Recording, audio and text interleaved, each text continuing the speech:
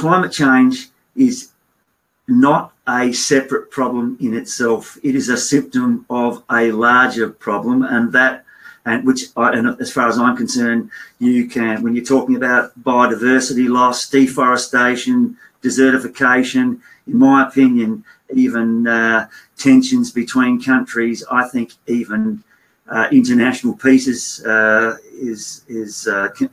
likely to be jeopardised by this belief that economies have to keep growing. They can't, and they shouldn't. And of course, that issue was raised at the MMC conference. Someone pointed out that because it was mentioned that one of the things that central government should do is spend more to grow the GDP to eliminate unemployment. And then someone mentioned that, well, what does that mean from an ecological point of view? And there was a lot of avoiding of that particular issue.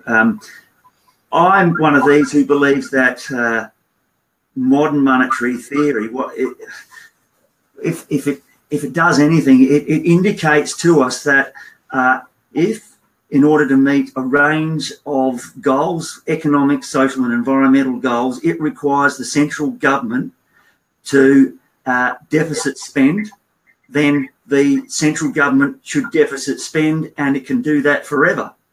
But I think GDP growth, it has to be remembered, is not an end in itself. It is a means to an end. GDP is a means to an end. And I'm one of those who does not believe that you have to necessarily grow GDP to achieve full employment.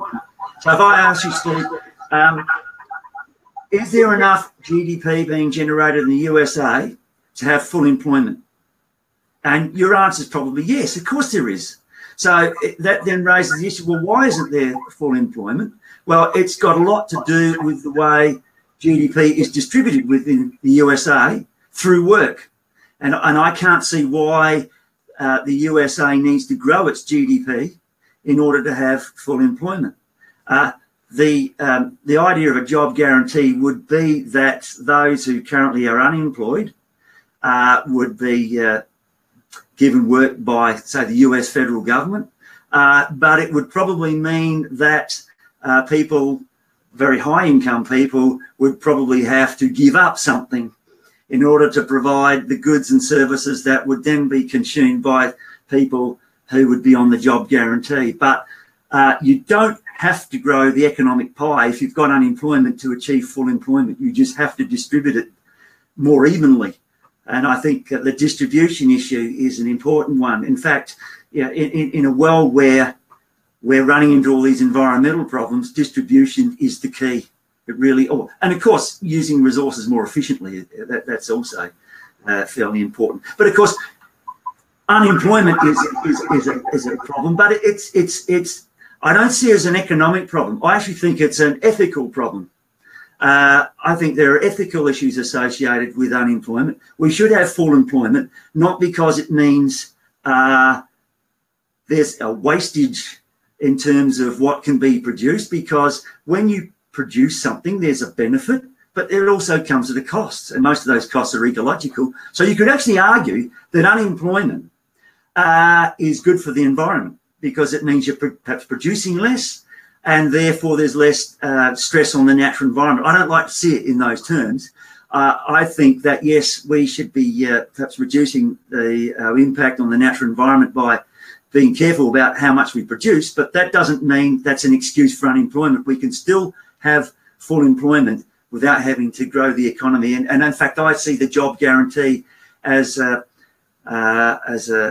policy instrument that can redistribute income through work. Instead of it having a basic income guarantee, I don't know if that's discussed much on your program, where you just give money to people, where you give them money through work so that you're able to redistribute income in a way that doesn't affect the incentives or the incentive structure that you have in a market economy. I don't know if that all makes sense or not. So I'm speaking here not just from a modern monetary theory perspective, but as an ecological economist.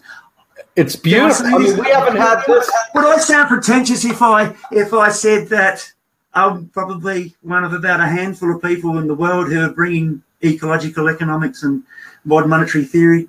You wouldn't. I could name them all, and they'd go on one hand, really. Fadel and Matt Forstater and Phil.